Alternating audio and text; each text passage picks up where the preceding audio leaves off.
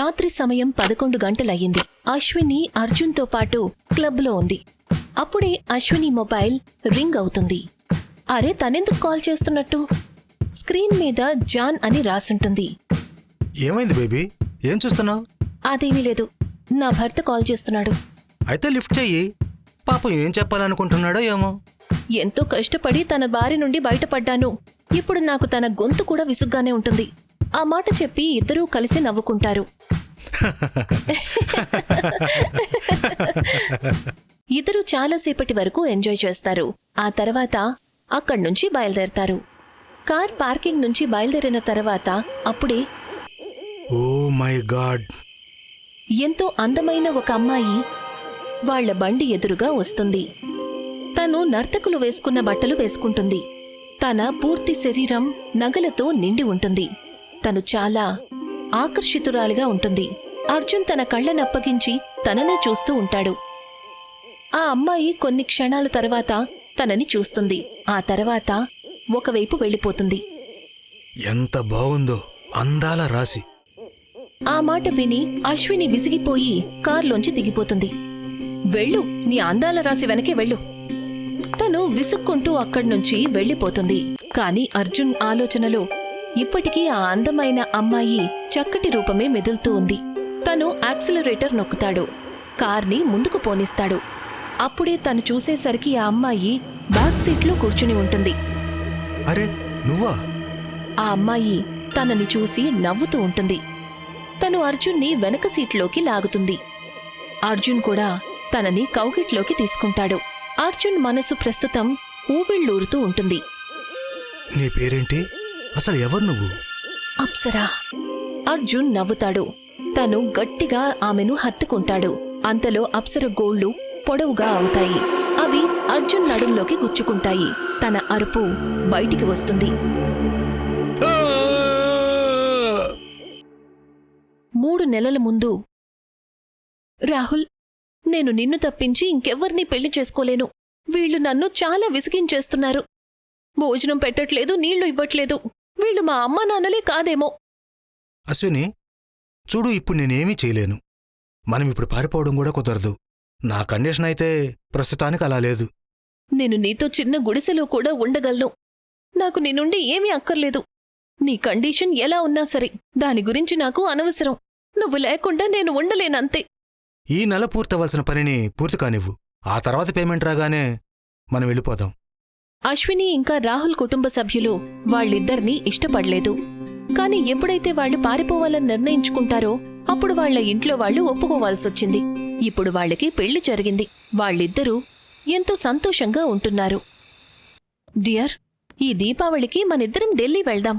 అక్కడ చాలా బావుంటుంది. డియర్, పెళ్ళి, ఆ తర్వాత హనీమూన్. నా పనులన్నీ డిలే అయిపోయాయి. ముందు పని పూర్తి చేయాలి. నేనెంత పనైతే చేస్తానో నా దగ్గర అంత డబ్బులు ఎక్కువగా ఉంటాయి.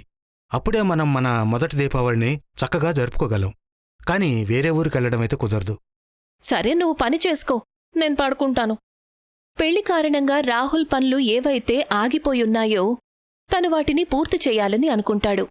అయినా సరే వాళ్ళిద్దరి మధ్యలో గొడవలు జరుగుతూ ఉండేవి. అలాగే ఒకరోజు గొడవ చాలా పెద్దదైపోతుంది. నేను వెళ్తున్నాను. నీ కండిషన్ బాగైన తర్వాత, నువ్వెక్కువ డబ్బు సంపాదించాక అప్పుడు నాకు చెప్పు. నువ్వెక్కడికి వెళ్తున్నావు? నువ్వు నాతో ఏ మాటలైతే చెప్పావో అవన్నీ నీకు గుర్తులేవా? అవును అన్నాను. నీతో నేను గుడిసెలో కూడా ఉంటాను అన్నాను. కాని అదే నేను చేసిన అతి పెద్ద తప్పు. ఆ మాట చెప్పి అశ్విని అక్కడ్నుంచి వెళ్ళిపోతుంది. నేను తన కోసం నా తాహతకు మించి ఎన్నో చేశాను. అయినా సరే తన ఒక క్షణంలో అన్నిటినీ తెంచుకొని వెళ్ళిపోతుంది. చాలా రోజులు గడిచాయి. అశ్విని ప్రశాంతంగా తన అమ్మా నాన్నలతో కలిసి ఉంటుంది. అక్కడ మరొక వైపు రాహుల్ పరిస్థితి దారుణంగా మారుతుంది. అసలు నీకేమైంది రాహుల్? ఏ ప్రాజెక్ట్నైతే నువ్వు 1 రోజులో మాత్రమే పూర్తి చేసేవాడివో ఇప్పుడు దానికి 4 రోజులు పడుతుంది. అసలు ఏమైంది నీకు? సార్, నన్నేం చెప్పమంటారు మీకు? ఇప్పుడు నా బుర్ర ఇంతకు ముందులాగా పనిచేయడం లేదు. అశ్విని వదిలి వెళ్ళిపోయినప్పటినుంచి. ఇలా చూడు, అది నీ పర్సనల్ ప్రాబ్లం. నాకైతే నా పని కంప్లీట్ అవ్వాల్సిందే. దానిని నువ్వే చేయగలవు. రాహుల్ అశ్వినికి చాలాసార్లు కాల్ చేశాడు. కాని అశ్విని తనతో మాట్లాడనే లేదు. తను చాలా డిప్రెషన్లోకి వెళ్ళిపోయాడు. రాత్రుళ్ళు అటూ ఇటూ తిరుగుతుండేవాడు. అలాగే ఒకరోజు రాత్రి తిరిగి శ్మశానంలోకి వెళ్ళిపోతాడు. తను ఒట్టి అబద్ధాలు కోరు, చాలా పెద్ద మోసగత్తె. డబ్బులున్నంత వరకు నాతోనే ఉంది. ఇప్పుడు కొంచెం బాధ్యత వచ్చేసరికి పారిపోయింది. నువ్వొచ్చి ఇలా కూర్చో నాయనా. బాబాగారు, మీ దగ్గర కూర్చుంటే నాకు ఏం లాభం కలుగుతుంది? కలుగుతుంది బాబు, తప్పకుండా కలుగుతుంది. నువ్వు గనక నేను చెప్పినట్లు చేస్తే నువ్వు దేన్నైనా సరే దక్కించుకోవచ్చు.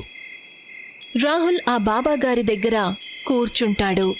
తను మాట్లాడడం మొదలు పెడతారు. నేను నీకు ఒక సిద్ధి గురించి చెప్తాను. 22 రాత్రులు చేస్తే చాలు. కానీ దాన్ని గనక నువ్వు సిద్ధించుకుంటే అప్పుడు నీ జీవితం అంతా మారిపోతుంది. బాబా రాహుల్కి చాలాసేపు ఒక సిద్ధి గురించి చెప్తారు. మరుసటి రోజు రాహుల్ ఒక మర్రి చెట్టు కింద కూర్చుంటాడు. విధి విధానాన్ని మొదలు పెడతాడు. తను మంత్రాలను ఉచ్చరిస్తాడు. మధ్య మధ్యలో హోమగుండంలో ఆహుతినిస్తాడు. దేవి అప్సరా ప్రకటం, దేవి అప్సరా ప్రకటం. తను ఆపకుండా ఇదే మంత్రాన్ని ఉదయం 5 గంటల వరకు జపిస్తూనే ఉంటాడు. ఇప్పుడు నా పెదాలు కూడా ఎండిపోయాయి. చాలా దాహంగా ఉంది నాకు. తను పూర్తిగా 2 లీటర్ల బాటిల్ ఖాళీ చేస్తాడు. తర్వాత ఇంటికి వెళ్తాడు. అలాగే ప్రతిరోజు రాత్రి విధిని పూర్తి చేస్తాడు. ఇక ఇప్పుడిది 21వ రాత్రి. ఇన్ని రాత్రులు గడిచాయి. గురువుగారు ఏమని చెప్పారంటే ఇవాళ రాత్రి నేను ఖచ్చితంగా అనుభూతి చెందుతానని. కానీ అలాంటిదేం అనిపించడం లేదు. అది సుమారుగా 3 గంటల సమయం అవుతుంది. నిశ్శబ్దాన్ని చీరుకుంటూ తనకి ఎవరివో గుసగుసలు వినిపిస్తుంటాయి. వెళ్ళిపో ఎక్కడి నుంచి, నీకిక్కడ ఏమీ కూడా దక్కబోదు. నేను ఎట్టి పరిస్థితుల్లోనూ అప్సరాన్ని దక్కించుకొని తీరుతాను.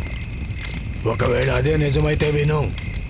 ఇవాళ ఉదయం నువ్వు విధిని పూర్తి చేసుకుని ఇంటికి వెళ్ళేటప్పుడు వెళ్ళే దారిలో నీకు ఎవరైతే మొదటి వ్యక్తి కనిపిస్తారో నువ్వు ఆ క్షణమే తన తలను తన శరీరం నుండి వేరు చేయాలి. సరే, నేను చేస్తాను, అలాగే చేస్తాను. రాహుల్ ఆ రోజు రాత్రి కూడా విధిని పూర్తి చేస్తాడు. ఆ తర్వాత ఇంటికి బయలుదేరతాడు. తన భుజానికి ఒక జోలి తగిలించుకుంటాడు. తను నెమ్మదిగా ముందడుగు వేస్తూ ఉంటాడు. అన్నయ్య, నన్ను కాపాడన్నయ్యా. అరే, ఇది మున్ని గొంతులాగుందే. తను వెనక్కి తిరిగి చూస్తాడు.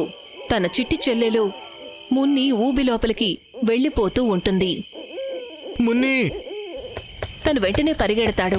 మున్ని చేతిని పట్టుకుంటాడు. తను తన బలాన్నుపయోగించి మున్నిని పైకి లాగుతాడు. నువ్వు బానే ఉన్నావు కదా? అవునన్నయ్య, బానే ఉన్నాను. అప్పుడే తనకు ఆలోచన వస్తుంది. మున్ని ఢిల్లీలో వాళ్ళ అమ్మతో పాటు ఉంది. మరి ఇక్కడికున్నట్టుండి ఎలా వచ్చింది? అప్పుడు తన చెవుల్లో ఆ మాటలు వినిపిస్తాయి.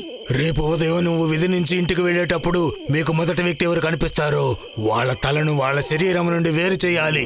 అతను మున్ని వైపు చూస్తాడు. తన మీద జాలి కలుగుతుంది. కాని అప్పుడే తనకెప్పుడైతే భార్య చేసిన మోసం గుర్తొస్తుందో అప్పుడు తన రక్తం మరిగిపోతుంది. తను తన సంచిలో నుంచి కత్తిని తీస్తాడు. మున్ని తలను నరికేస్తాడు. పీక కోసిన శబ్దం వస్తుంది. రాహుల్ మొహమంతా కూడా రక్తపు మరకలు చిందుతాయి. తను గట్టిగా ఊపిరి తీసుకుంటాడు.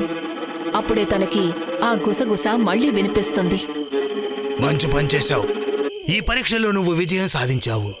ఏ మనిషి అయితే తన ఒక్కగానొక్క చెల్లెల్ని అప్సరా కోసం చంపగలిగాడు, తన కోసం అప్సరా భూమి మీదకు రావాల్సిందే. ఇక నువ్వు కేవలం ఒక్క రాత్రి విధిని పూర్తి చెయ్యాలి. రాహుల్ మొహంలో చిరునవ్వు కనిపిస్తుంది. తను ఇంటికి తిరిగి వెళ్తాడు.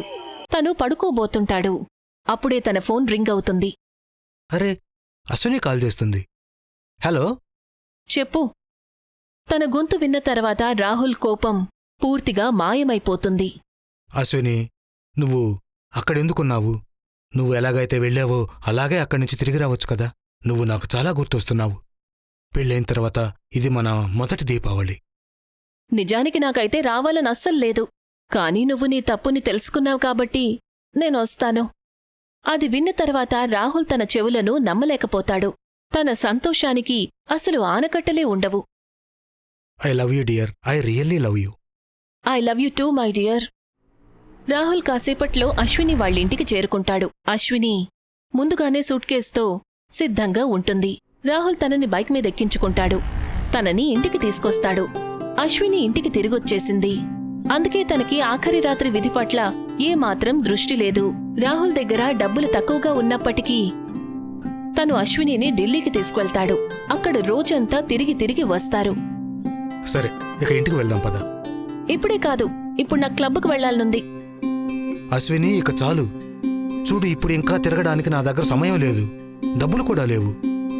నీ దగ్గర డబ్బులు లేనప్పుడు నన్ను పిలవాలని ఎందుకు అంతలో తప్పించావు?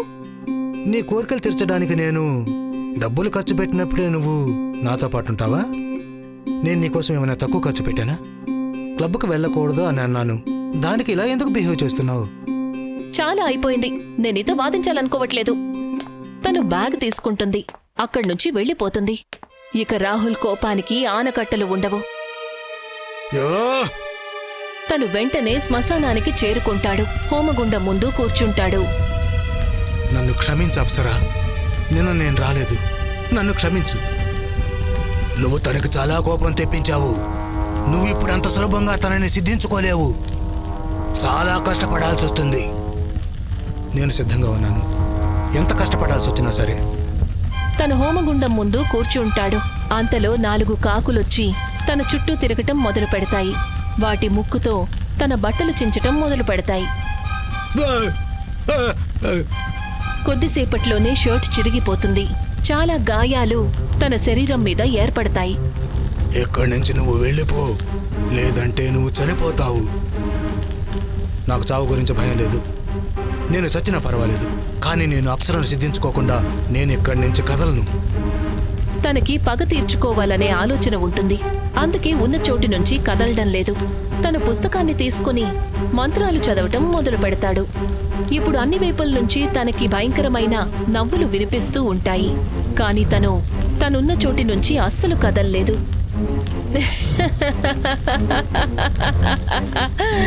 ఇతను ఇవాళ చూస్తాడు.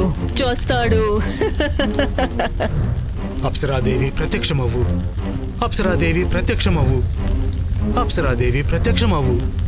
హోమగుండంలో నిప్పు ఎక్కువ అవుతుంది. అప్పుడే ఒక పేలుడు సంభవిస్తుంది. ఎప్పుడైతే పొగ తొలగిపోతుందో అప్పుడు తన ముందు అందానికి ప్రత్యక్ష సాక్ష్యంగా అప్సర నిలబడి ఉంటుంది. తనని చూసి కొన్ని క్షణాలకు రాహుల్ కూడా ముగ్ధుడవుతాడు. కాని అతను తన భావోద్వేగాలను అదుపు చేసుకుంటాడు. నేను అప్సరను సిద్ధించుకున్నాను. అశ్విని, ఇప్పుడు నేను నీ లెక్కను సరిచేస్తాను. నువ్వు నన్ను ఏ విధంగా అయితే మోసం చేశావో దానికి నీ మీద నేను పగ తీర్చుకుంటాను.